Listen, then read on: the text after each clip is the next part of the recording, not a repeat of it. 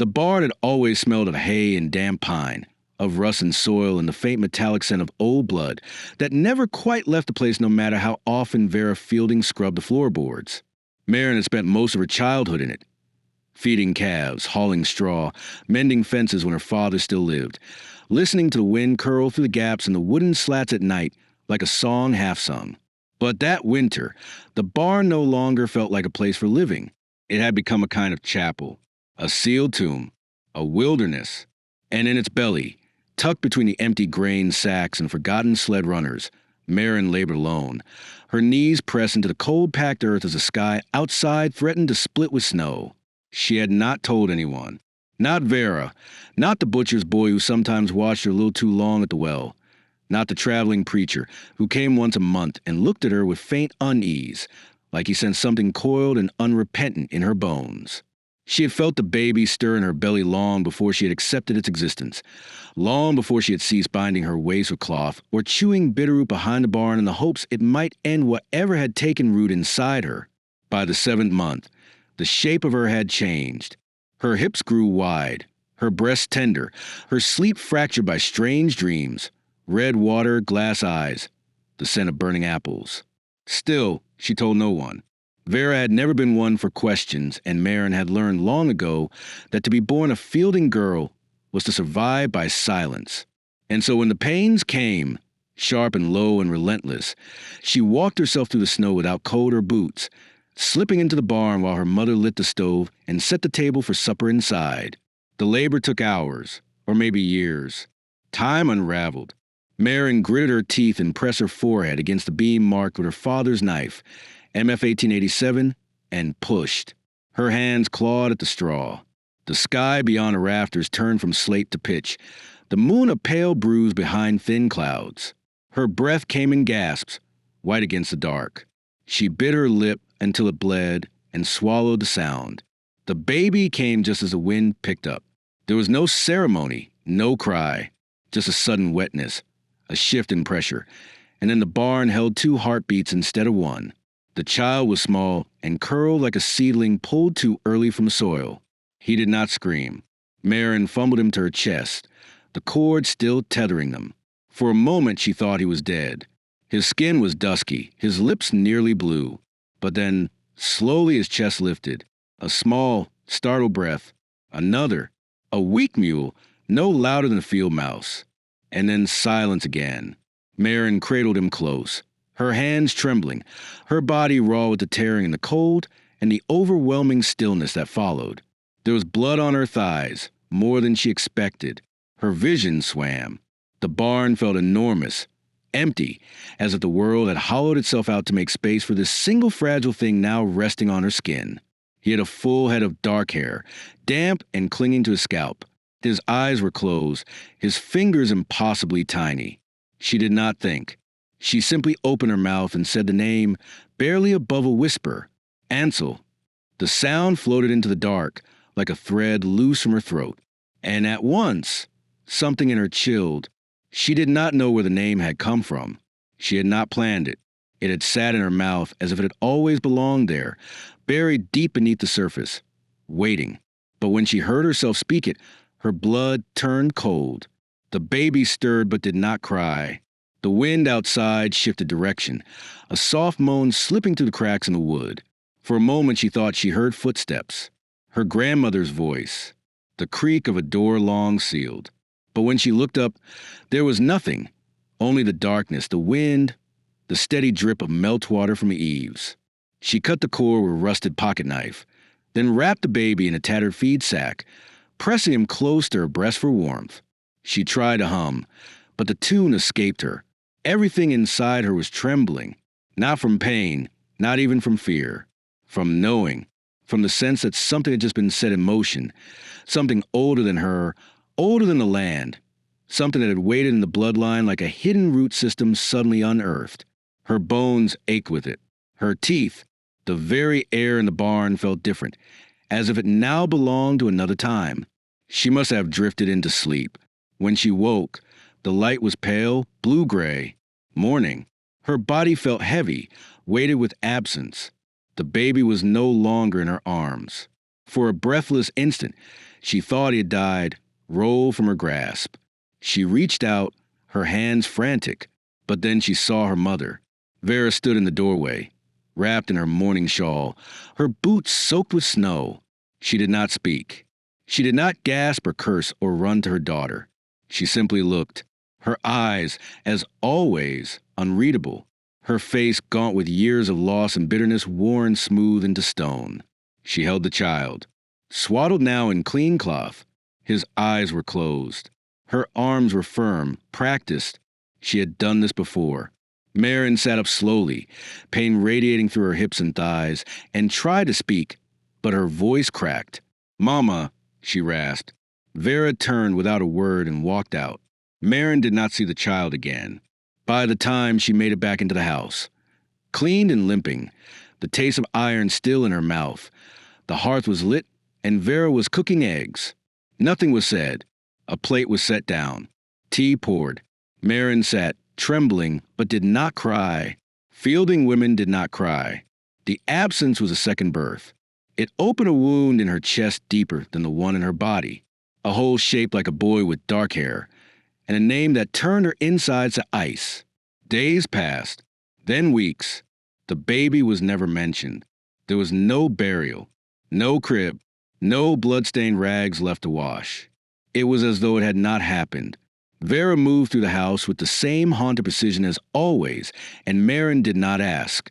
But at night, she dreamed of the barn, of wind through the beams, of a whisper that came back to her in her own voice. Ansel, the name was not hers anymore. It had become a thing that watched her, followed her, echoed in the corners of the room when she was alone. She began to find things. A small print in the barn dust that did not belong to her. A blanket tucked beneath the floorboards, damp and still warm. A wooden horse carved with clumsy hands left beside the bucket. Once, a lullaby hummed just under the edge of hearing. She asked Vera once, only once, what had become of him. Vera did not answer. She closed the stove door with a bang that rang through the kitchen like a final word. Marin never asked again. There were no midwives in that town, not anymore. The last one had vanished during the war, and no one had come to replace her. Birth was a private thing, a lonely thing. The neighbors, if they suspected, said nothing. Perhaps they had learned the same silence. Or perhaps they had seen too much of the fielding women to question what was not offered. The land remembered things the people forgot. The river still carried stories. The barn still held ghosts.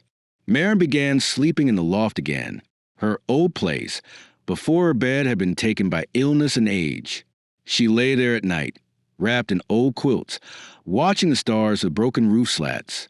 Sometimes she heard the cry of a fox, sometimes something else. She kept the rusted knife under her pillow and the feed sack folded at the foot of her bed. She told herself she would not forget, that she would carry the name in her bones like a warning.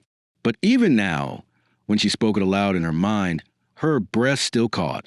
Ansel, as if the syllables themselves were a kind of spell, a summoning, or a promise. The days that followed settled into a rhythm, so familiar it became surreal. The body remembered its chores even when the soul had begun to slip out the side door. Marin woke before the frost had melted from the window panes, her hands already aching before they gripped the iron handle of the kettle. She moved through the motions of feeding the hens, splitting kindling, and dragging the canvas tarp over the root cellar with the vacant precision of someone walking through someone else's life. Vera gave her no direction. She had never been one for coddling or concern, but even in her silence, something had changed. There was a stiffness to her now, not just in body but in presence, as if the barn had burned down and only the outline remained, and she was determined to pretend it hadn't. They ate breakfast in silence, the clink of fork against tin plate the only sound. If Vera had held that child in her arms and carried him out into the dawn, Marin had no idea what she had done with him afterward. She had not asked again. The question lived in her throat like a splinter, sharp and unspeakable. The baby's absence hung in the air like the smell of something long dead behind a wall, subtle, constant, unignorable. And though nothing was ever said, Marin began to feel watched. Not by Vera, not even by the townsfolk, who might have suspected what had happened out at the fielding place. No, it was something quieter. Inside her, around her, a presence, or perhaps just a weight of knowing. She began to see things differently. The barn, once her sanctuary, felt altered now. She would enter it to feed the goats and feel her breath catch. The shadows there moved strangely. The light filtered down in the same slatted way as always, but there was a heaviness in the air that hadn't been there before. The loft smelled of blood and milk, and something faintly sweet, like decaying fruit. Sometimes, when she climbed the upper level, she would find impressions in the hay where someone had lain. Too small for her. Too recent to be from last season's lambing. Once, she found a swatch of muslin cloth tucked beneath the ladder, stained faintly with a brownish smear. Another time, a pacifier she had never seen before rolled across the floor with the wind. She began to doubt herself. Her mind, still tender from childbirth, throbbed with the fear of madness. Yet, she knew the feel of her own hallucinations. This was something else. It was as if the barn itself remembered. Vera never commented on the changes, but she watched Maren more closely now, with a kind of weary caution, like one might regard a feral dog, unsure whether it will bite or collapse. Sometimes she would stand at the kitchen window, dry her hands on the same cloth she'd used for a week, her gaze following Maren's movements through the yard. The old woman had grown thinner, though her posture remained ramrod straight. Her hair, once thick as a bramble bush, now hung in loose strands from its bun. She no longer hummed to herself as she worked. Maren noticed the small things first. Vera had stopped wearing her wedding ring. She had removed all the photographs from the mantel. The cradle that had sat in the attic for decades was no longer there when Maren checked one day. The floor was dusty where it had been, but the outline remained, a quiet kind of erasure. By the second week, Maren had stopped bleeding. The worst of the soreness had subsided, though a deep ache remained in her pelvis, as if her bones were still slightly separated. Her breasts remained tender, leaking milk into cloth she wrapped across her chest, but there was no infant to draw it out. She did not dare ask Vera what had been done with it, whether the child had been buried or given away, or she couldn't even finish the thought without her stomach lurching. One morning she woke to find her bedding soaked, not from sweat, but milk, seeping through her shirt, pooling under her ribs. She tried to press the fluid from her chest in the washroom, gritting her teeth at the sting. The betrayal of her own body continuing to nourish something that had been taken away. Her grandmother died on the 12th day after the birth. Not dramatically, not even suddenly. She had been sitting in her rocker by the fire, shawl wrapped around her shoulders, a cracked Bible open in her lap. Maren had come in from mucking the stalls and found her that way, head tilted slightly, eyes half open, mouth parted in an expression that suggested surprise or perhaps relief.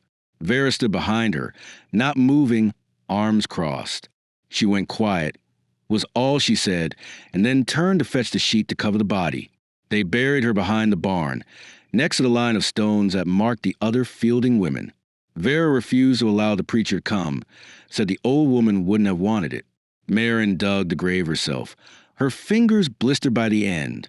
That night, Vera burned her mother's journals in the stove. The pages caught quickly, turning orange and black, curling into ash before Maren could make sense of a single line. After that, the house grew colder, though the fire never went out. The walls seemed to echo more. Maren spent more time outdoors. She walked the fence line for hours, watching the snow melt in patches across the fields, exposing the brittle remains of last summer's grass. In the evenings, she would sit at the edge of the orchard, staring out toward the tree lean. Once, she thought she saw a movement. Something small darted between trunks, but when she called out, there was no answer. Another day, she came across a wooden horse half buried beneath the old cedar stump, carved crudely but unmistakably a toy, the same shape her father used to whittle for her as a girl. She picked it up, turned it over in her palm. An initial had been carved into its underside. A. She brought it inside and placed it on the mantel. Vera said nothing when she saw it, but her lips tightened slightly. That night, Maren woke to find the toy gone. She searched the house by candlelight, checking each drawer, each shelf. She found it eventually, back beneath the cedar stump, as if it had walked there on its own, the soil around it disturbed as if by small hands. Her dreams turned strange. The barn, always the central image. A crying that came from the rafters. The sound of running water. Once, she woke with a taste of dirt in her mouth and a smear of hay across her cheek, though she'd gone to sleep in her bed. The boundary between night and day began to blur. She started keeping a journal, just to anchor herself. But even her writing changed. Slanted letters, strange repetitions. One morning she opened the book to find a sentence she didn't remember writing. He is not gone. He waits. In the cellar, behind rows of mason jars filled with pickled beets and summer peaches long since turned syrupy and brown, she found a box. It had belonged to her grandmother, though Vera never spoke of it. Inside were old letters tied with blue ribbon, their edges foxed with time. The paper was brittle, the ink faded. Most were addressing names she didn't know, women with surnames she recognized from the gravestones in their family plot. But one was addressed to her, in her grandmother's tight, looping script, to Marin when the name returns. Her hands shook as she unfolded it. The letter was brief. It told the story of a boy named Ansel, her great-uncle, who had been born under a blood moon and drowned in the river before his 12th birthday. It spoke of his strange eyes, his silence, the way animals would flee from him in the fields. Her grandmother had believed there was a curse in the bloodline, something passed through names. She had written, "Asterisk, we buried his body, but not his shadow. We do not name the name again. We do not wake what sleeps." Asterisk, the letter ended without signature. Marin sat in the cellar for hours, the letter crumpled in her lap, her breath fogging the damp air. She felt a scream pressing at the base of her throat, but couldn't release it. It wasn't fear. Not exactly. It was recognition. That terrible, aching recognition of a thread pulled through time, one that had stitched itself into her life long before she was born. That night, she returned to barn. The air inside was thick, the scent of mold and straw stronger than ever. She climbed to the loft and lay down in the same spot where she had given birth. The wooden beam above her still bore the knife marks of her father's initials. She placed her hand against it, closed her eyes, whispered the name, Ansel. The wind howled once through the rafters, then silence. But in that silence, she heard the echo, not from her own lips, from something deeper, something that had heard her and answered. The cellar had always been a place Marin avoided unless necessity drove her down its narrow wooden stairs. Canning season, the end of the storm, those rare summer days when the pantry needed reordering. It smelled of damp earth and vinegar, of mold hidden behind stone, and something else too, something deeper and almost sweet, like rotted fruit left too long in the sun. The walls were made of fieldstone, dragged generations ago from the riverbed, each piece hand-fitted with mortar that cracked in long, web lines. She had never liked the feel of it beneath her feet. The way sound seemed to vanish there, like the very air was reluctant to carry a voice. But that afternoon, something drew her back down. It was not curiosity, exactly, nor was it fear. It was a pull she could not name, a current running beneath her skin that refused to quiet until she moved. She waited until Vera had gone into town with the egg basket, her boots crunching down the frozen path toward the Miller place. The silence that followed her mother's departure was almost reverent. Marin descended the cellar steps slowly, one hand trailing the wall, her fingers skimming the damp, pitted surface. The lantern flickered in her other hand, casting long shadows behind the jars and shelving. Dust hung in the beam of light like something solid. She made her way past the potatoes, the rusted cider press, the broken butter churn that had not been used since before her father's illness. Toward the back wall, beneath the lowest shelf, a board creaked beneath her step. She crouched down and reached behind a row of canned plums and pickled beets, her fingers brushing the edge of something soft, cloth, fraying at the corners, wrapped around what felt like a bundle of letters tied in twine. When she drew it out and unwrapped it, her breath caught. The first thing she saw was her own name, not written in Vera's hand, nor her own, but her grandmother's, narrow cursive with the sharp hooks and flourishes of another century. To Marin, when the name returns, she stared at those words for a long moment before touching the paper, The edges yellowed, the ink smudged in places as if from old tears. Her heart pounded in her ears. She unrolled the first letter slowly, careful not to tear the brittle paper, and began to read. Her grandmother's voice unfolded in sentences spare and deliberate, as if even in writing she had to be cautious not to say too much or to say it too plainly. The letter told of a boy named Ansel, the younger brother of Vera, born during the hardest winter anyone could remember. He had not cried when he came into the world, only stared wide-eyed, silent, strange. Animals avoided him. Birds refused to nest near the eaves of the house.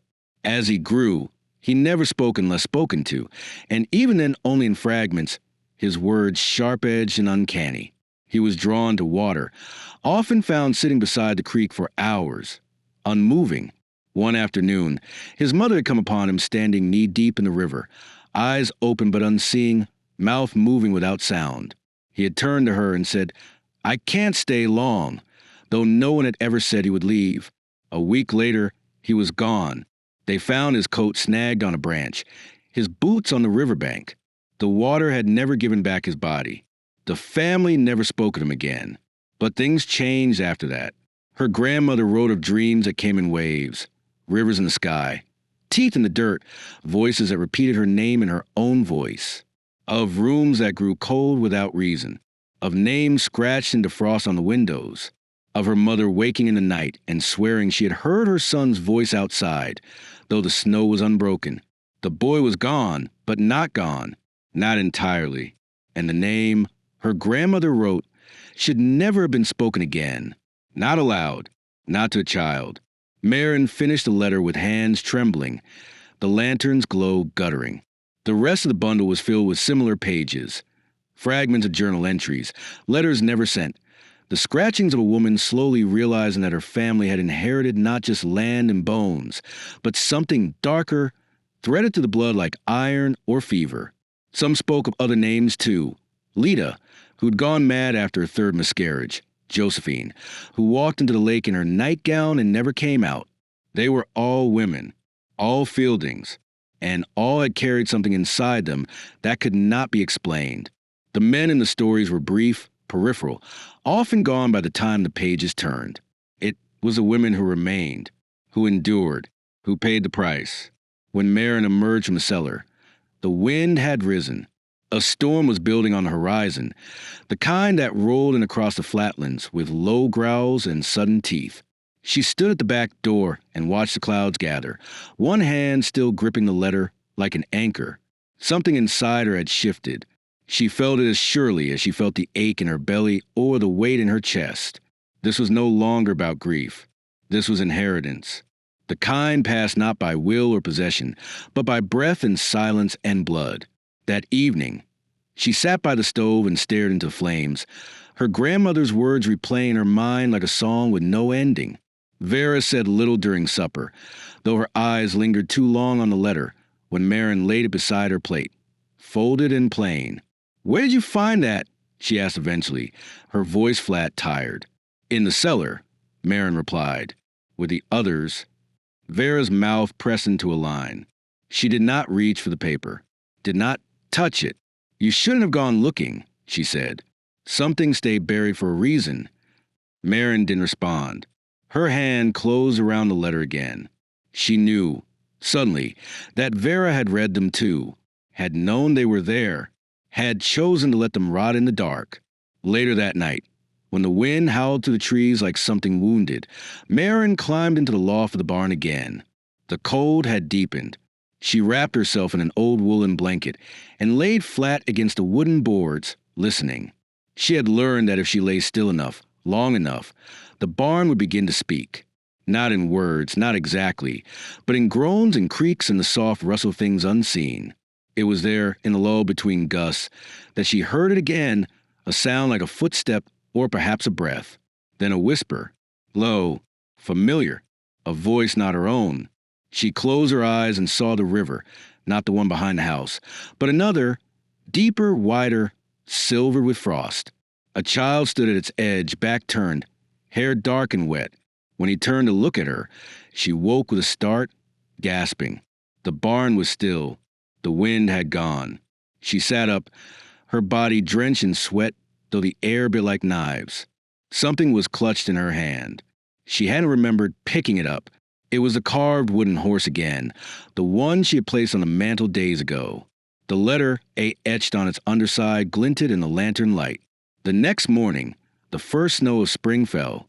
Light, powdery, barely clinging to the soil. Vera watched it from the window and said, "Late frost kills early bloom." Marin said nothing. She went to the barn and began to dig, not for a body, not for answers, for memory, for proof. Beneath the far corner of the loft, where the boards lifted slightly at the edge, she unearthed something wrapped in cloth and oilskin. A bundle, small. She peeled it open with care. Inside was a length of blue ribbon. A booty, a letter. The ribbon was hers from childhood. The booty, hand-stitched delicate, was not. The letter was unsigned. 3 words only. You named him. She did not scream. She did not cry. She pressed the cloth to her chest and sat there, unmoving. As the snow fell through the cracks of the roof above her, landing soft and cold on her skin. When she finally rose, she carried the bundle inside, past Vera, past the stove, into her room. She placed it in the drawer beneath her bed and closed it gently. That night, she locked her door for the first time in years. The next morning, the toy horse was gone. The booty remained. And in the frost on the window, a single name had been traced by a finger no larger than her own, Ansel. She touched the glass, breath fogging over the letters. Somewhere in the distance, a crow called out. The fields lay still. The river, unseen but remembered, ran cold beneath the surface. It was nearly a month after frost etched the name Ansel into her bedroom window that the boy appeared. It was morning, early enough that the frost had not yet melted from the fence posts, and the air still smelled faintly of ash and manure. Marin had been hauling pails of water from the well, her breath rising in clouds, the metal of the handles biting into her red-knuckled hands. She was bent over, tucking a fraying rope beneath the porch rail, when she heard the crunch of feet on gravel. Not the usual slow tread of Vera, but a lighter step, measured and uncertain, like someone in use of being watched. She straightened and turned. He stood at the gate, one hand resting on the frost-covered post, the other tucked inside his coat. He could not have been more than 16 or 17, though there was something older in the way he carried himself. His hair was the color of bark after rain, thick and uncombed, and his boots were caked with mud. His coat hung long on his frame, patched at the elbows, too large in the shoulders, like it had once belonged to a man grown and gone. He did not speak right away, just stood there, watching her, his eyes dark and wide-set, the kind that seemed to see more than they should. He looked unmistakably like someone she had known once, or maybe like someone she had dreamed, and that familiarity hit her like a hand across the face. "Looking for work," he said finally, voice low and steady, carrying through the stillness like smoke. "I heard the fielding place always needed hands." Marin swallowed. Her throat felt raw. She nodded without thinking, as if answering a question she hadn't quite heard. "We don't pay much," she managed to say, brushing hay for her apron. "Food and a place to sleep, if that's enough." He nodded once and stepped inside the gate. Vera appeared an hour later, her expression unreadable as always, though Marin saw the way her eyes fixed on the boy as he scrubbed the porch steps. Not with curiosity, not even suspicion, but recognition. A flinch she smothered quickly, almost too quickly. At supper, the boy sat quietly at the end of the table, eating with the restrained hunger of someone who knew how easily warmth could be taken away. He gave his name as Eli, said little more. Marin offered him a cot in the barn, and he accepted without hesitation. That night, long after the dishes were washed and the lamps extinguished, she lay in bed listening to the wind move through the trees, the house too quiet. Somewhere out in the barn, she imagined Eli lying awake too, his face turned toward the rafters, the moonlight touching the place where a child had been born. In the days that followed, Eli moved through the chores with practiced ease. He fixed a rotted hinge on the chicken coop, shoveled the frost-heaved earth from beneath the porch, chopped firewood with clean, efficient swings of the axe. He never asked questions, never lingered. But Marin began to notice small things, ways in which his presence unsettled the stillness of the farm. The cat, old and mostly blind, would hiss when he passed. The hens, once docile, grew skittish. And at night, when she walked to the well or down to the edge of the woods, she sometimes felt eyes on her, only to turn and find Eli nearby, always still, always watching, his face expressionless. Then came the toy horse. She found it one morning on the windowsill, its surface dark with age, the carving soft from handling. It was the same as the one she had buried months ago, the one she had thrown into the river after the second frost, hoping the current would carry it far from memory. She picked it up slowly, the initial carve on the underside catching the light. Clear as ever, she turned toward the barn. Eli stood by the fence, mending a broken post, his back to her. But something in her stomach turned. She did not ask him about it. Not yet. One evening, she brought him a bowl of stew, a thick braid of bread resting on the rim. He nodded his thanks and gestured for her to sit. They spoke little at first, letting the sound of night fill the spaces between words. The cry of an owl in the woods, the soft rustle of straw. But as the fire crackled low on the hearth, he looked at her and asked, "Do you believe in hauntings?" The question was so sudden, so direct, that Marin nearly dropped her spoon. She stared at him, her heart pounding. "I don't know," she said carefully. "Sometimes I think places remember more than people do." Eli nodded, his eyes on the flames. "And names," he said softly. "Sometimes they come back, even if they shouldn't." She didn't answer. Couldn't. Her tongue felt thick in her mouth. He reached into the pocket of his coat and pulled out something small, a carved horse, nearly identical to the one she had found. "My mother gave me this," he said. "Said it belonged to someone long ago. Said to keep it close." Marin took it from his hand, fingers brushing his. The carving was rougher than the others, the letter on the underside nearly worn away. But it was there, the same curse shape, the name that had followed her through dreams and frost and waking days like a tether. "Where is your mother now?" she asked, her voice barely more than breath. Eli's eyes did not move from the fire. "She died," he said, "when I was 10. She never told me who my father was, just that he was born with a name that should have never been spoken." He looked at her then, and she saw it clearly, the shape of her own eyes in his face, the slope of her father's nose. Her breath caught, her hands trembling in her lap. There was a truth settling between them now, heavy and unrelenting. "You came here for a reason," she said finally. "Not just for work." Eli nodded. "I came because I wanted to know where I came from," he said. "I came because the name kept pulling me, and because I dreamed of a barn with wind in the rafters and a woman who cried without sound." Her eyes stung, but she did not cry. Not yet. Instead, she stood slowly and crossed the wall, where her father's knife still hung. She took it down and handed it to Eli.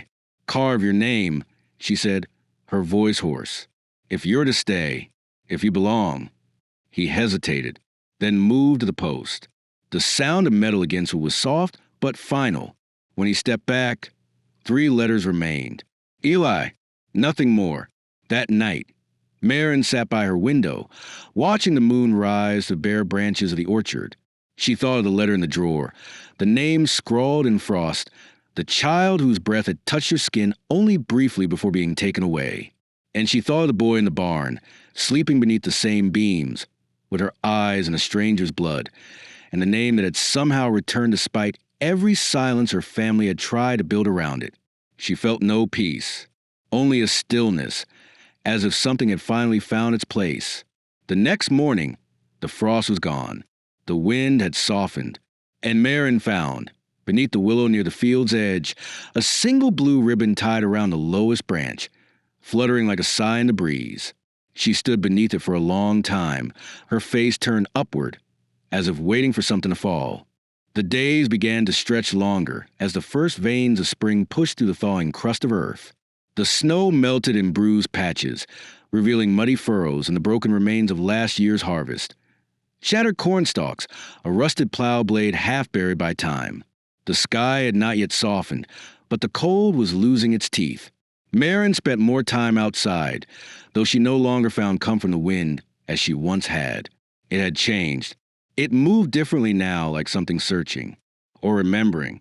The air hummed faintly with that peculiar stillness that comes before revelation, when everything is quietly rearranging itself underfoot, preparing to show its true shape. Eli had settled into the rhythms of the farm, as if born to them.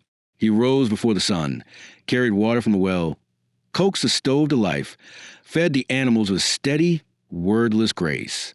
He never asked for more than he was given, and yet he seemed to move through the house with a familiarity that unsettled Marin, like someone returning rather than arriving. He had begun repairing the barn windows without being asked, fitting new panes into the crooked frames, sealing the draft with strips of old wool and tar. When she asked how he knew to do it, he only shrugged and said he remembered watching someone do it once, though he didn't say who. She didn't press. There were things neither of them seemed ready to name aloud. It was during one of those mornings, just after the ice had begun to pull away from the well's rim, that Marin heard him humming. It was early, the light barely touching the horizon, and she stood just inside the doorway, listening.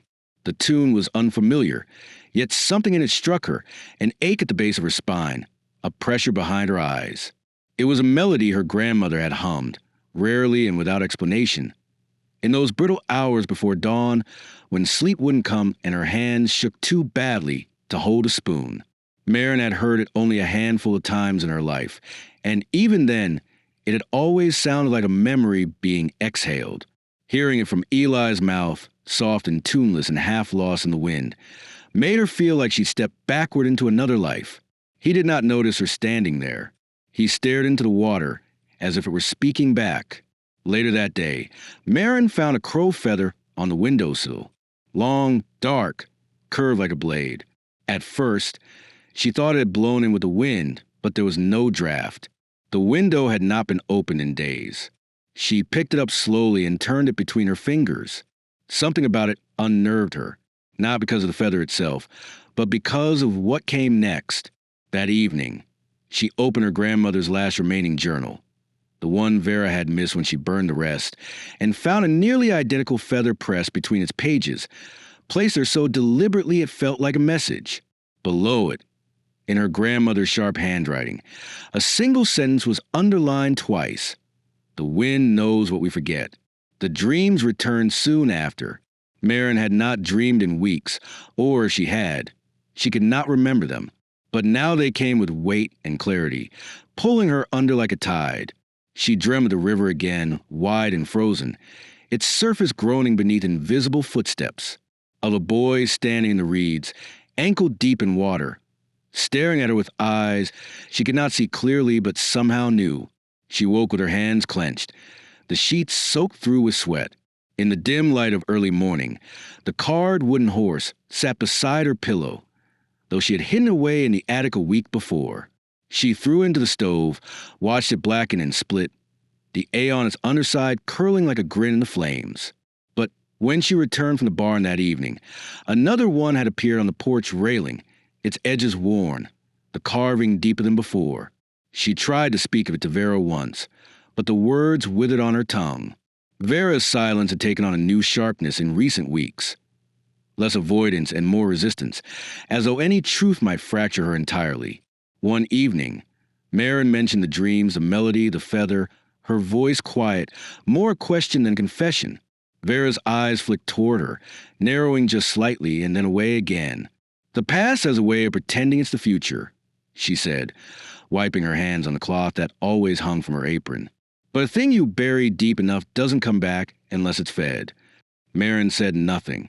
There was no warmth in that warning, no concern, only exhaustion, like someone watching a fire return to a field they had once burned themselves. The next night, the wind rose. It came suddenly, violent and unseasonal, thrashing against the windows, clawing at the shutters. Trees bent under its force, and something howled through the woods, high and feral, though it didn't sound like any animal Marin recognized. She sat on the floor beside her bed, the blankets pulled around her shoulders, and listened as the roof groaned and the barn door slammed once, twice, 3 times. Then silence, just as abrupt. In the morning, The air was still and heavy, the world soaked in a strange golden hush. She walked the perimeter of the yard and found nothing broken, nothing moved. But beneath the willow at the far edge of the field, where her grandmother's grave lay hidden in the shadows, a single object had been placed, a folded note held down by a small stone, her name written on it in careful block letters. She opened it with trembling hands. The paper was thick, yellowing. The ink faded, but the handwriting was unmistakably her own. Not a copy, not a forgery. Her hand, her curves, her slant. The note was short. Asterisk, he remembers the water. He remembers the cold. He remembers your voice. Asterisk, she stood there for a long time, the note fluttering between her fingers, the stone now resting in her palm. It was warm, as though someone had held it for hours before placing it down. Maren began walking to the woods more often, not far, just to the edge where the trees thinned and the light shifted. She found footprints there sometimes, too small to be Eli's, too fresh to be old. They led in circles, disappeared at random. She followed them once, just past a clearing, and came upon a grove she did not remember. Though the trees were old and knotted, their roots lifted like reaching hands. In the center, someone had stacked small stones into a spiral, each topped with feather, a button, or a strip of cloth. She did not touch them. She backed away slowly, her heart beating against her ribs like a warning. That night, Eli did not come to supper.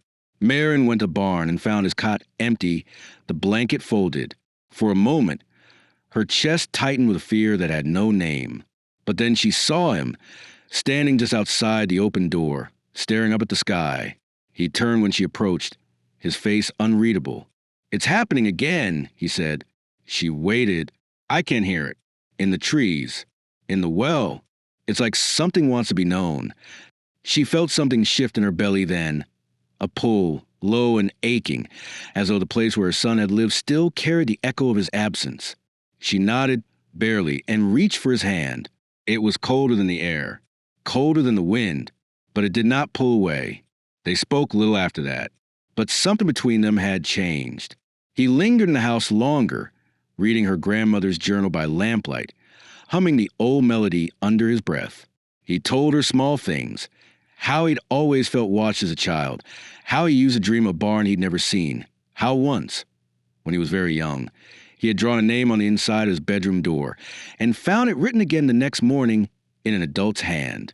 She listened, and as she did, the shape of her fear began to shift.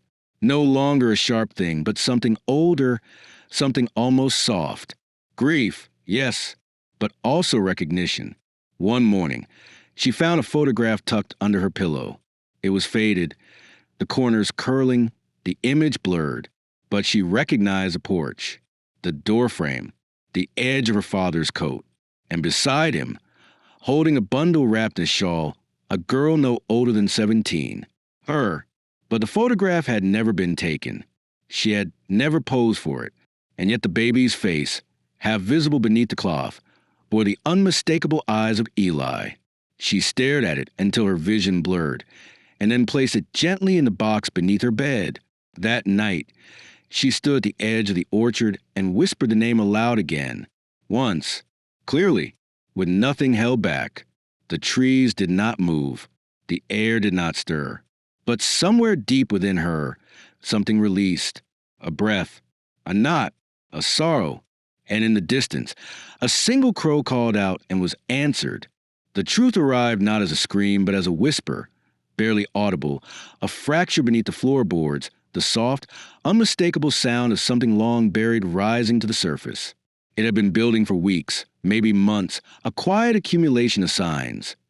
The return of the carved horses, the repetition of her name in strange places, the reappearance of objects she'd once hidden or destroyed.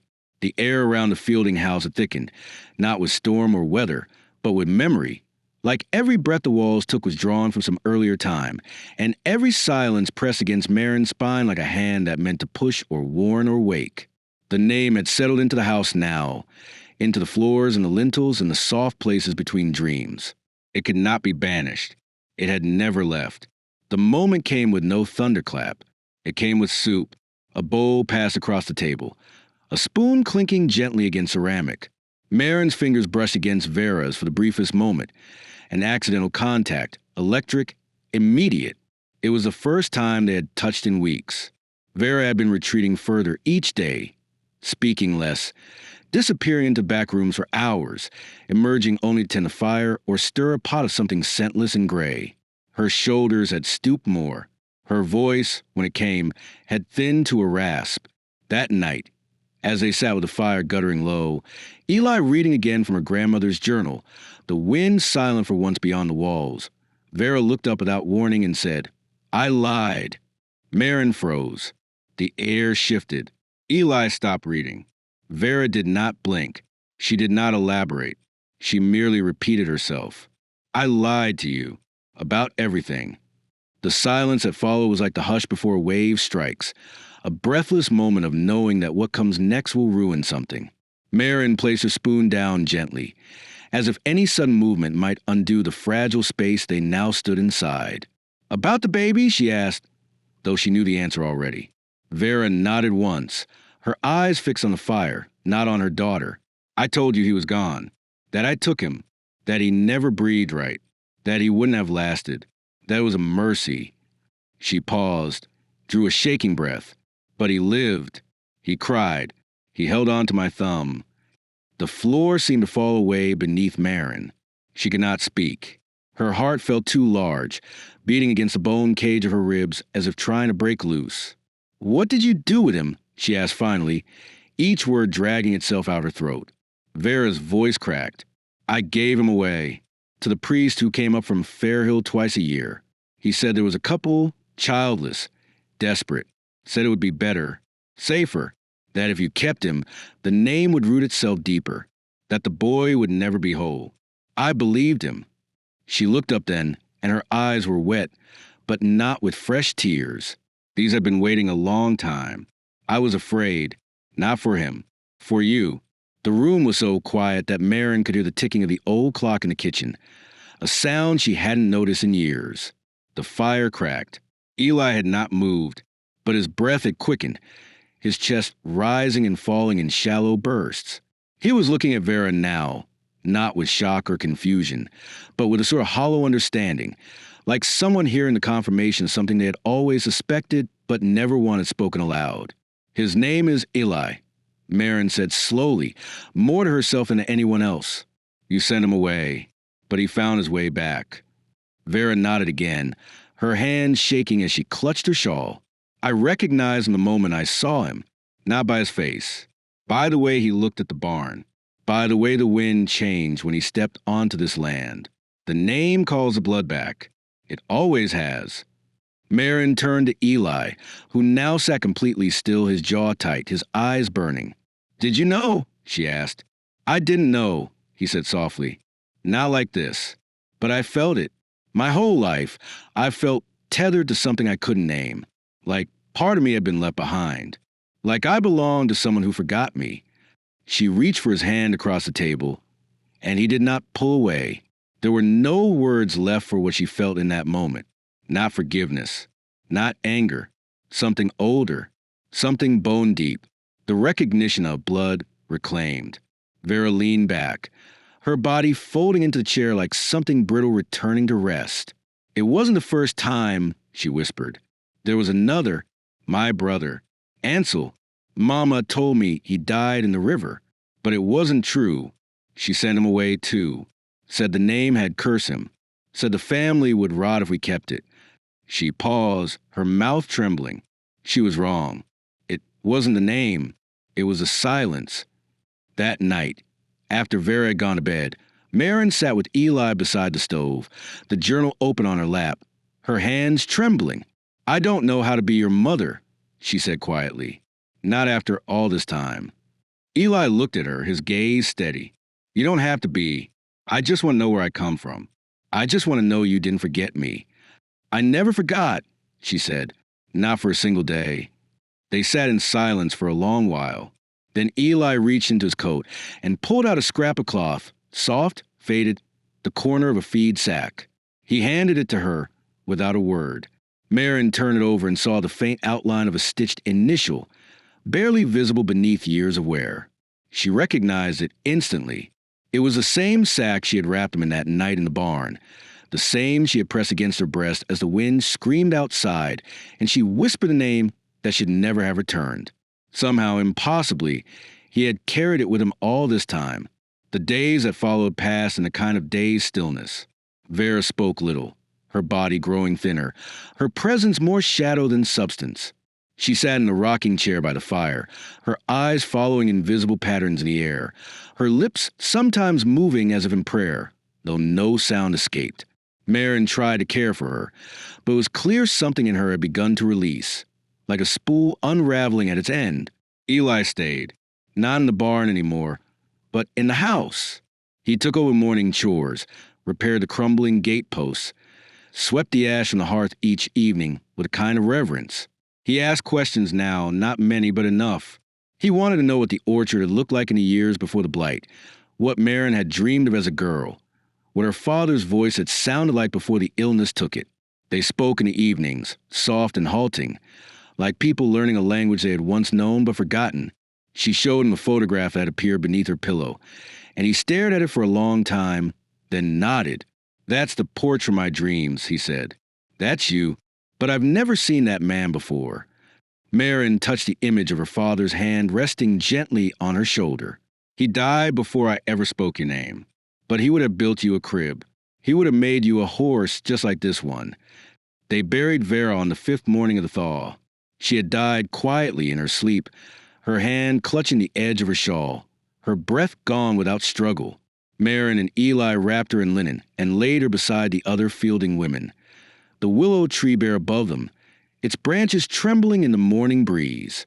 There was no priest, no sermon, only a single line, spoken by Marin as they filled the grave. "We buried her with her truth." Eli placed a small stone on the mound when they were done. It bore the letter V, carved with a pocket knife. Nothing more.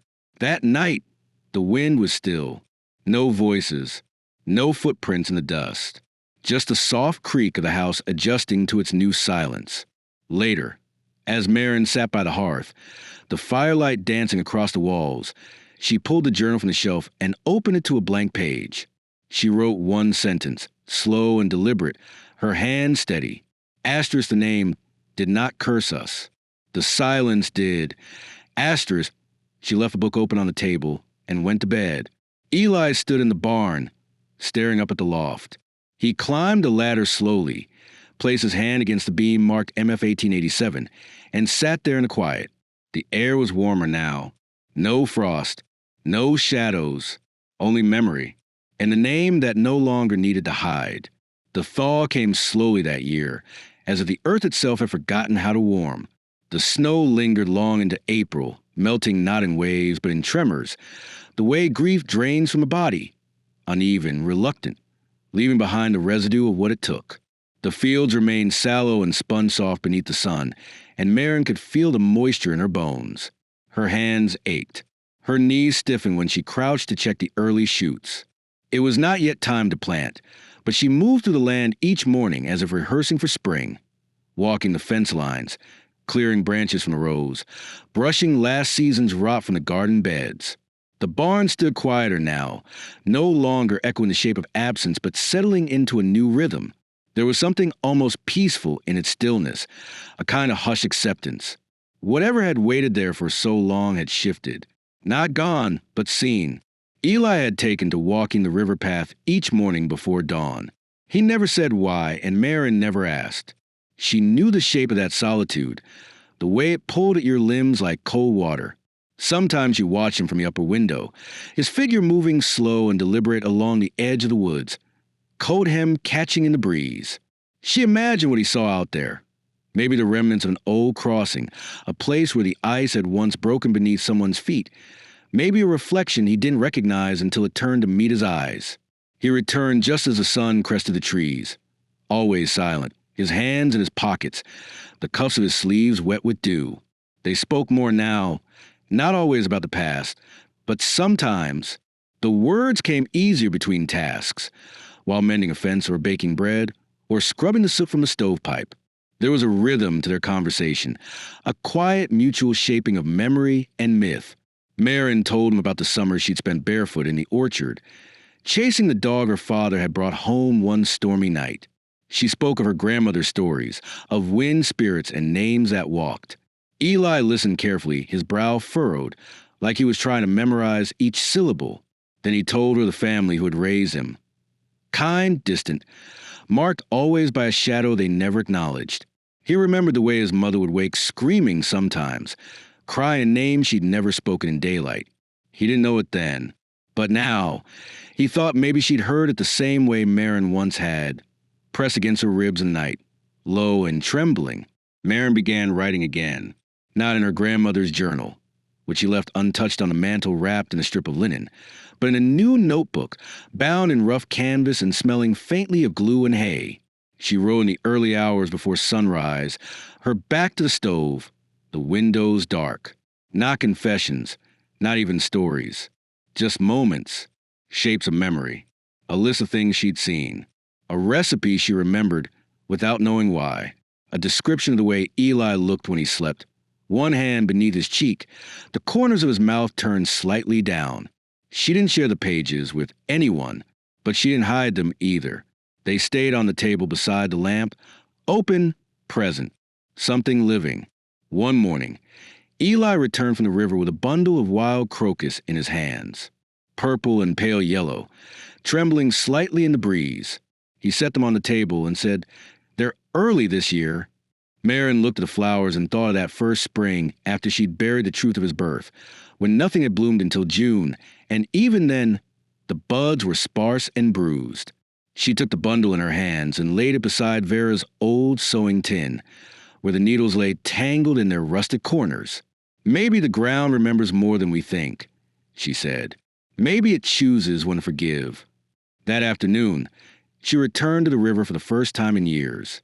Eli didn't follow. She didn't ask him to. She walked slowly, the path uneven, the air thick with the scent of thawed leaves and distant smoke. The river was still, sluggish in its flow, edged with broken ice that clung stubbornly to the shaded banks. The water no longer frightened her. It no longer felt like a mouth waiting to swallow. She knelt beside it, fingers grazing the surface, and whispered the name one last time, not as a curse or a plea, but as a farewell. "Ansel," she said, and the wind did not rise. The water did not stir. Only the trees answered, their branches creaking in a language too old to translate. She stayed there for a long time, long enough for the light to shift and the shadows to lengthen, long enough for the chill to reach her fingertips. Then she stood and began to walk the edge of the river, retracing old steps without realizing it. It was instinct that led her there, to the bend where the water narrowed and the land dipped low. She saw it before she understood it. A small clearing marked by a ring of stones, half buried by leaves. In the center, a pile of weatherwood, barely more than a skeleton of a shelter. And beside it, a rusted tin box, its lid crooked, a scrap of fabric caught beneath it like a trapped wing. She knelt, heart pounding, and lifted the lid. Inside were pieces of her, of him, scattered across time. A child drawing, faded and damp. A strip of ribbon, blue, frayed at the edges. A tooth, small and ivory, wrapped in muslin. A note, folded once, sealed with a smear of wax. She opened it with trembling fingers. Asterisk, I kept what I could. I didn't know if you'd come back. I hope the name is safe in your mouth now. Asterisk. It was unsigned, but the handwriting was her own, or close enough. She pressed the note against her chest and closed her eyes. The breeze shifted, gentle, warm. Somewhere behind her, a bird sang. When she returned to the house, Eli was sitting on the porch steps, sharpening a knife. He looked up and smiled, not broadly, but with a softness that settled into the corners of his face. She sat beside him and placed a tin on the step between them. He didn't open it. He didn't need to. They sat in silence until the sky darkened and the stars arrived one by one, tentative and blinking. Later that night, Marin walked to the house with a candle in her hand, stopping in each room the way her grandmother used to do before bed, as if blessing the walls, reminding them who lived here now. She paused at Vera's room, now empty. The window opened to the scent of earth and thaw. On the bed lay a dress Marin hadn't seen in years, folded carefully, the hem mended in familiar stitches. She touched the fabric and felt the ghost of her mother's hand guiding the thread. In her own room, the candlelight flickered across the mirror. She caught her reflection and almost didn't recognize it. Not for the age of the wearer, but for the quiet. The grief was still there, always would be, but it no longer screamed. It no longer needed to. She dreamed that night of a tree growing in the middle of the barn. Its branches reached through the rafters, bursting into bloom even as the snow fell around it. Beneath it, a child played with a wooden horse, laughing, his mouth forming a name she couldn't hear but didn't need to. When she woke, her hands were open, as if she'd been holding something precious in her sleep. The next morning, the first daffodil broke to the soil near the porch. Marin bent down, touched its fragile stem, and smiled. The wind passed through her hair, light and warm, and for the first time in a long time, she let it move her without resistance. Eli stood at the edge of the orchard, watching the trees with a quiet reverence. When she joined him, he pointed to a single bud, just beginning to open. "It's early," he said. She nodded. Maybe the land is learning how to begin again. They walked the orchard together in silence, their footprints soft in the thawing soil, the air full of the first promise of green. And somewhere beyond the trees, the river ran slow and steady, carrying everything it could, leaving behind only what was meant to stay. The first true spring morning arrived without fanfare. No bright trumpet of birdsong, no grand melt, no violent clash of sun against snow. Instead, it crept in gently, threading its way through the walls of the Fielding house with quiet insistence of memory returning unbidden. Marin rose before the sun, the air around her no longer biting but merely cool, touched with a faint scent of wet earth and old bark. She pulled on her boots and shawl and stepped out into the stillness, where the light lay blue and drowsy over the grass, and the frost had given way to dew. Everything felt slightly damp, as if the land had finally exhaled. The orchard, long dormant, stood in soft silhouette against the pale sky. It was not yet in bloom, but the buds had thickened, the branches holding themselves differently now, as if preparing for something. Marin walked between the trees, her fingers grazing the bark, her breath calm. The silence was no longer heavy. It no longer held the weight of withheld truths. It felt, instead, like space, like a clearing made ready. The barn stood behind her like a sentinel, its windows patched now, the roof no longer weeping in the rain.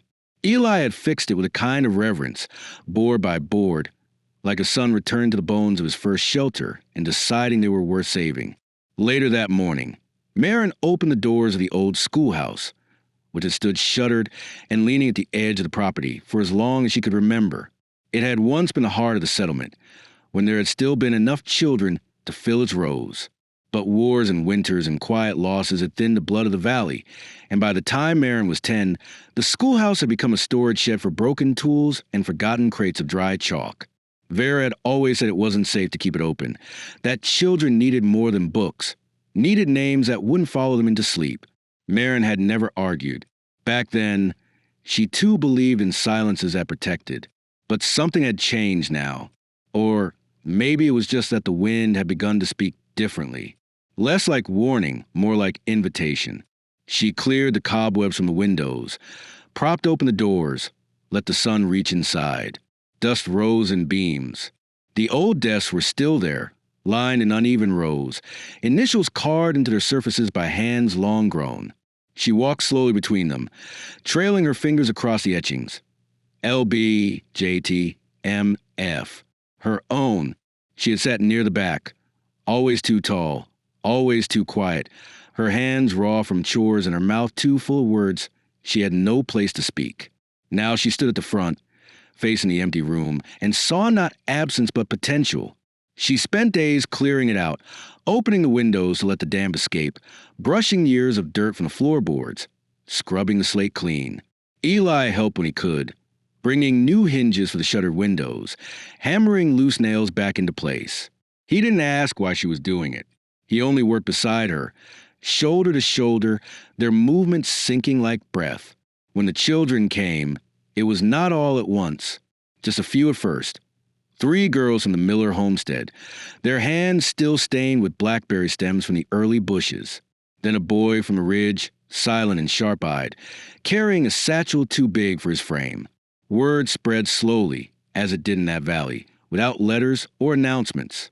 The Fielding girl had opened the schoolhouse again, and people came not with expectation, but with a tentative kind of hope, as if approaching an old wound and wondering if it might finally be healing.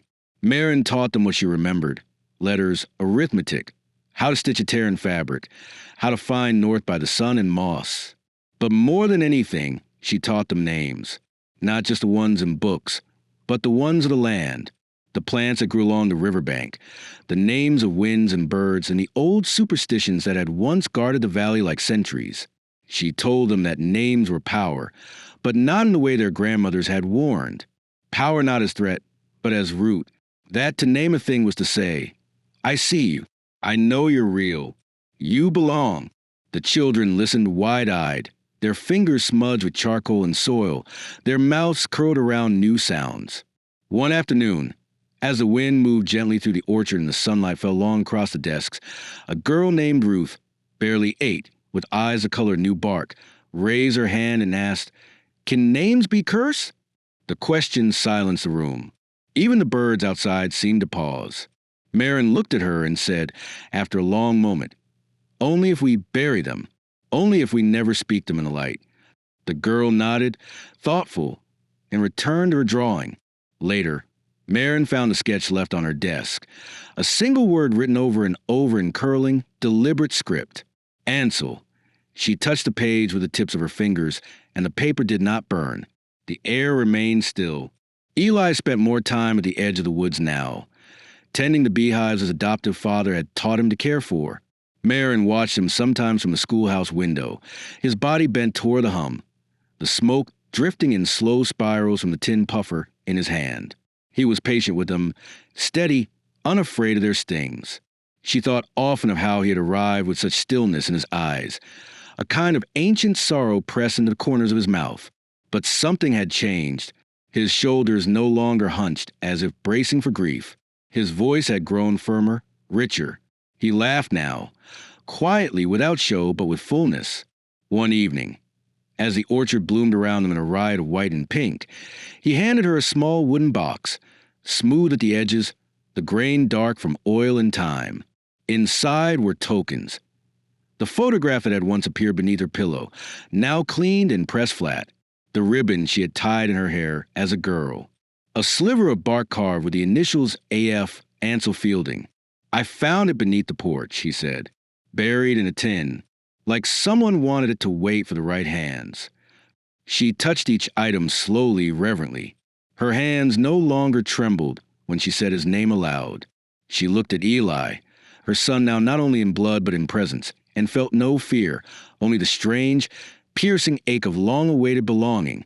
"He didn't curse us," she said. "He only left his name, so we wouldn't forget. The orchard bore its first fruit that summer, small but sweet, and the children helped gather in wide baskets, their laughter echoing across the fields.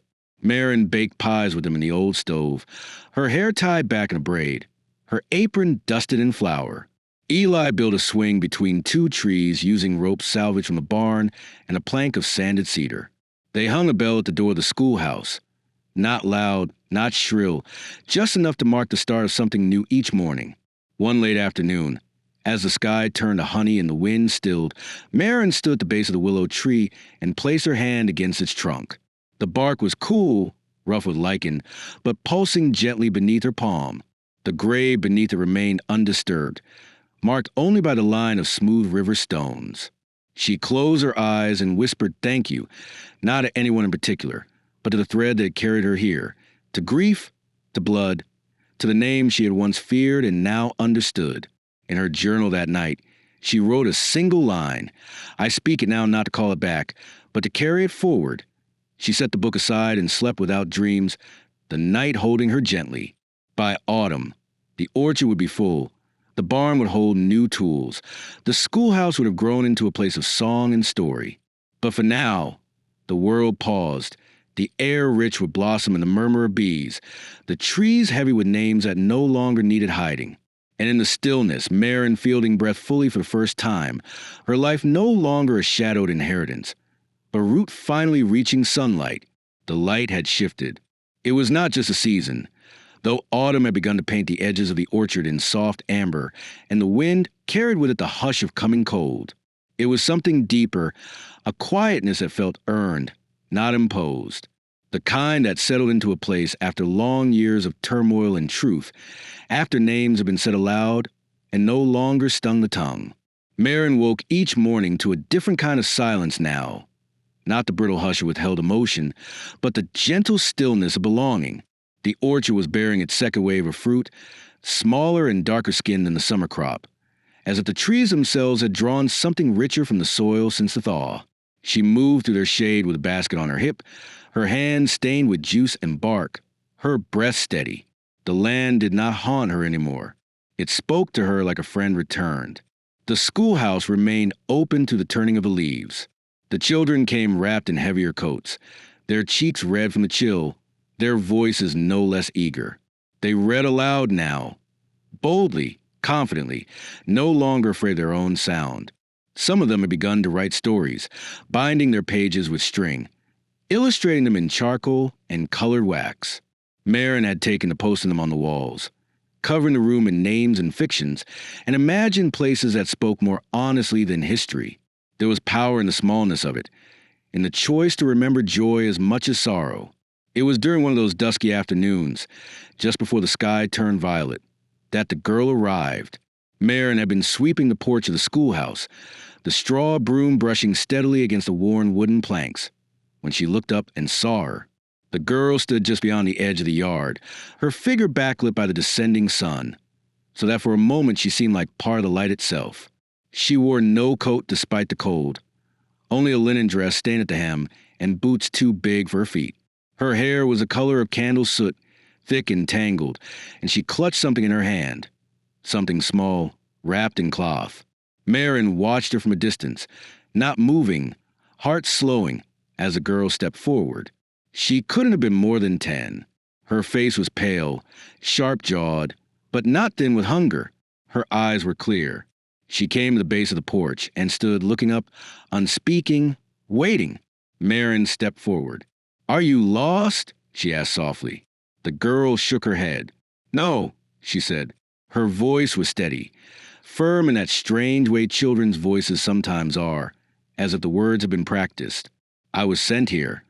Marin felt her chest tighten. "By who?" she asked, kneeling slowly. The girl held out the bundle in her hands. It was a matchbox, old and worn, the label half torn, the word hole visible in faded ink across one side. She didn't answer the question. Instead, she said, "I'm Elsie. I belong to the name." For a moment, Marin could not breathe. The wind rose faintly, swirling a few leaves around the porch. Somewhere in the orchard, a branch creaked.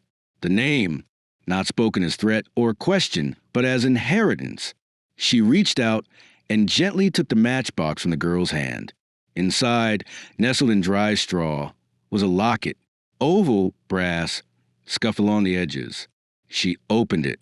Inside was a Fielding crest, etched into one side, and on the other, a lock of dark hair.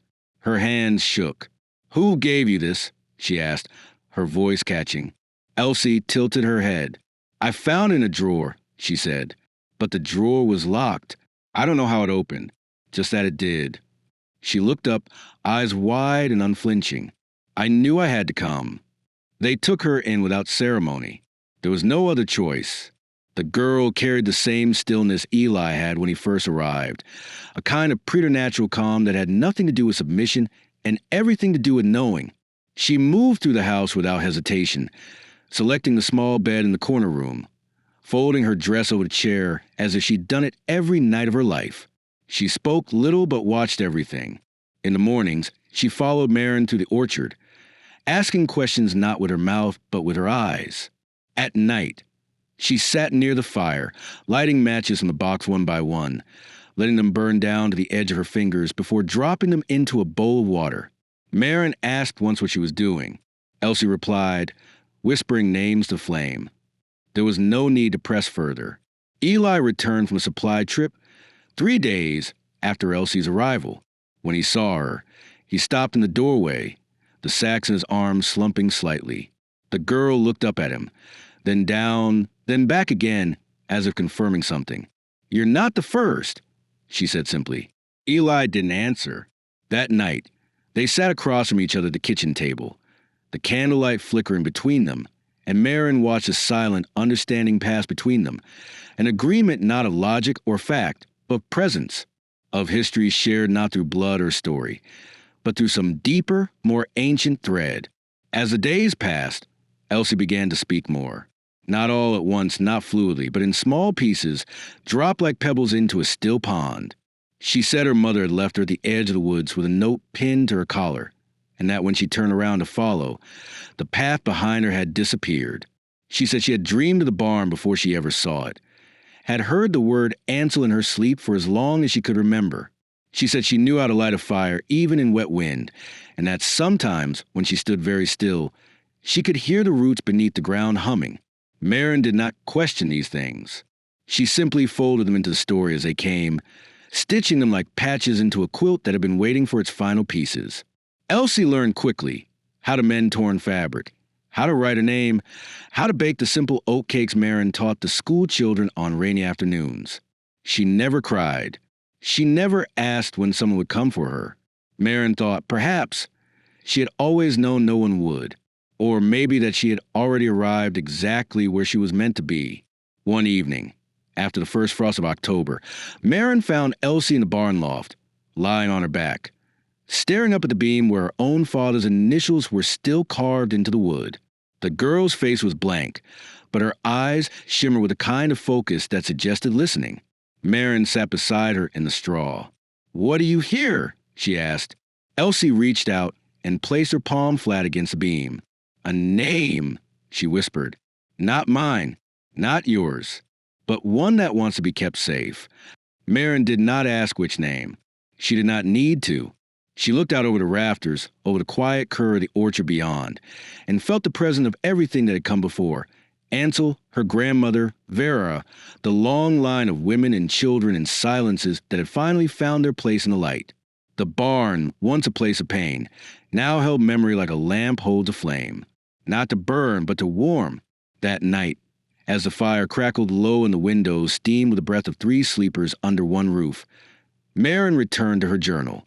She wrote for a long time, her script steady, full of names, not only the ones that had haunted her, but the ones that had healed. Eli, Ruth, Elsie, and even Vera. She wrote not to remember, but to root. She did not close the book when she finished. She left it open on the table, beside the matchbox and the locket and a single feather, white this time, left beside her bed that morning by someone who had not knocked or asked permission, but had simply known. The house no longer groaned in the wind. It sang. And outside, beneath the bare branches of the willow, the earth did not sleep. It listened. The first snow of the new winter fell without warning, soft and soundless, blanketing the orchard in a veil of white before the morning had fully broken. Marin woke to the quiet, the kind of stillness that felt sacred, as if the world had paused to witness something invisible but important. She lay in bed for a while, her hands folded beneath her head, listening not for footsteps or wind, but for the absence of them. Snow had a way of gentling everything it touched, sounds, edges, time. It blurred the sharpness of grief and memory alike, turning the fields into pages yet unwritten. When she rose, the house was already warm, Eli having tended the stove before dawn, the kettle hissing faintly on the hob, the scent of pine smoke curling into the hallway, like a quiet assurance that all things that mattered were near and whole. Elsie stood barefoot by the window, her breath fogging the glass, her hair still sleep-tangled and falling across her shoulders in loose waves. She turned when Marin entered the room, her expression untroubled, as though snow in October were a natural and expected occurrence. "It's here," she said simply, as if she had been waiting for it. Marin nodded, pulling her shawl tighter around her shoulders. "Yes," she murmured. "Always comes."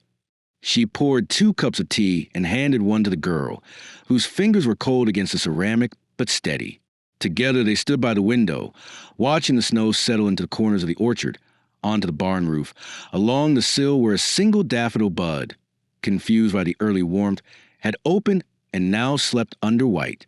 By midday, the snow had deepened, muffling the sounds of the farm, and Marin made the choice not to open the schoolhouse. She lit candles instead, and together they baked oatcakes, Eli chopping firewood in the yard until the axe echoed too loudly against the quiet. There was no urgency in their movements, no tension, only rhythm. Later, while the oven warmed the kitchen, Marin brought down the old box that Vera had kept hidden in the back of the cupboard for years, a wooden chest with brass corners, once used for storing wool, and later filled with remnants of a life too heavy to display. It had always been locked. Marin had never asked what was inside, and Vera had never offered.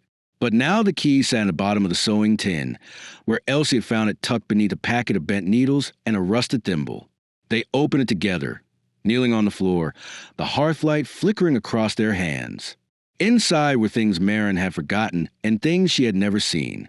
A letter from her grandmother, written in a younger hand, addressed to no one, sealed with a dried rose petal. A child's bonnet, yellowed with age. A faded ribbon from a county fair. First place, Pie Division. At the bottom lay a small bundle of fabric, stitched in thread, so pale it nearly disappeared. Marin unfolded it slowly and found a name embroidered in the corner. Ansel. Not the boy who had drowned. Not the brother lost to silence. Not even the name whispered in fear and frost. This one had been made with tenderness. The stitching uneven but deliberate. It was not a warning. It was a keepsake. She ran her fingers over the letters and let herself cry, not from sorrow, but from release. The tears came slowly, one by one, until they streaked her face with warmth. She did not hide them. Eli and Elsie sat beside her, quiet, present, the kind of silence that asked nothing and gave everything. She handed the bundle to Eli, who held it like something sacred, then passed it to Elsie, who folded it and placed it in her lap without a word. That evening, as dusk fell and the snow continued to drift in quiet spirals across the fields, they lit every candle in the house. Not for light, but for remembrance. Marin placed one on each windowsill, one on the mantel, one in the schoolhouse window, its flame small but firm against the dark. They ate supper by the fire, roasted root vegetables, thick slices of fresh bread, honey from the last harvest. No one spoke of the past. There was no need. It lived among them now, not as a ghost, but as a guest. After the dishes were cleared and the logs on the fire snapped with heat, Marin sat at the table with her journal and wrote slowly, each word placed like a stone across a river. Asterisk, the name has stayed. It does not follow. It lives here now. It is safe. Asterisk. When she looked up, Elsie had taken the hearth, curling beneath a quilt, her eyes half closed, a match between her fingers. She lit it carefully, whispered something too soft to hear, then let the flame burn until it kissed her skin. She did not flinch. She dropped in the bowl of water and looked at Marin. That one was for the last who never got to speak. Marin rose and sat beside her, brushing the girl's hair back gently, feeling the warmth of her forehead, the steady rhythm of her breath. "And the next one?" she asked. Elsie shrugged, her voice barely above a whisper. "For whoever's waiting. Later."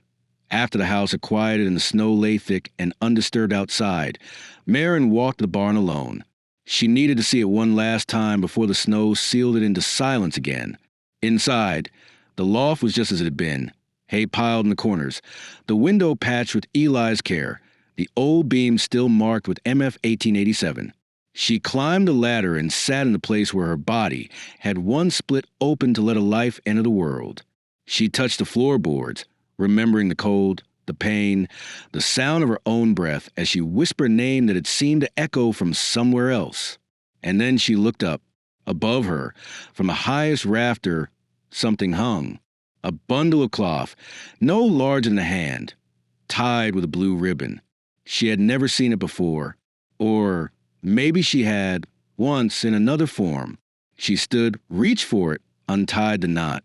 Inside was a single blossom, dried, preserved, one of the early orchard flowers pressed flat and perfect, and wrapped around it a slip of parchment. She unfolded it, expecting another name, another history. But instead, it read simply, "Thank you for letting me be." She closed her eyes and held the bundle against her chest. The wind did not howl. The barn did not groan. Only the soft sound of snow against the roof answered her, steady and kind. In the months that followed, life narrowed and deepened. The schoolhouse remained open through the winter. The children trudging through snowdrifts in boots too large, coats too thin, their laughter scattering like birds across the frozen yard. The orchard slept beneath its blanket of frost, but Marin walked it every morning, touching the trunks with her gloved hands, whispering the names of each tree as if greeting old friends.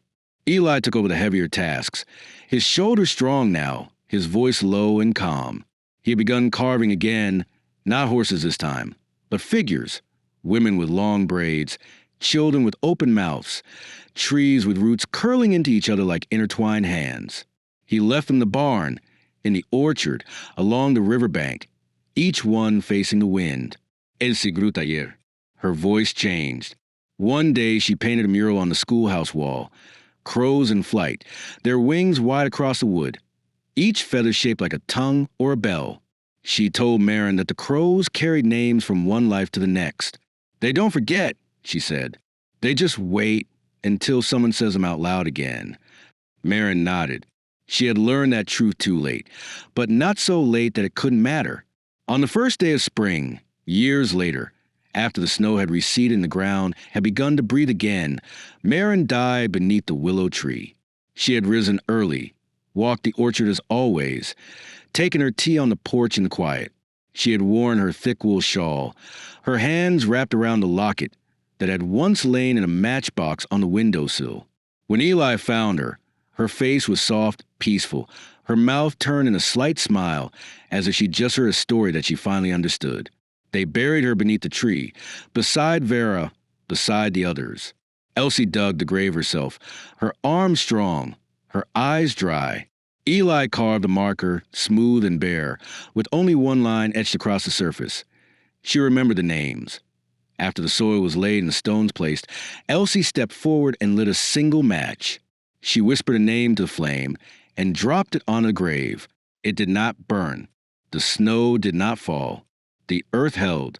That spring, the orchard bloomed early. Every tree flowered with wild abundance, the petals bright and wide, as if reaching for something that had finally arrived. And on the highest branch of the oldest tree, a single blossom opened days before the rest, pale and glowing. It carried in its soft unfurling the name Ansel, though no one spoke it. It did not need to be said. It had been made whole. It had been kept. It had bloomed.